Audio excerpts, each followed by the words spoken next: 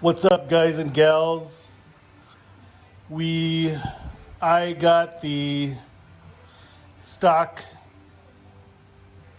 compensator removed because of clatter and noise during hot starts. Could it be the spring pack on the stock compensator that runs loose? The springs are loose, creating noise. Supposedly the stock compensator on the 96 cubic inch Harleys it's the same compensator spring pack that came on the 88 cubic inch Harleys, and Harley just said, fuck it, let's use these and see what happens. And now you can see what happens. So I got the Baker compensator replacement. The spring pack in the Baker is super tight. There's no movement, but you can see these guys, these springs are toast.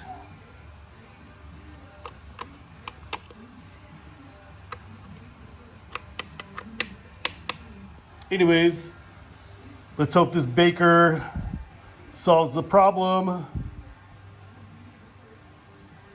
Fingers crossed.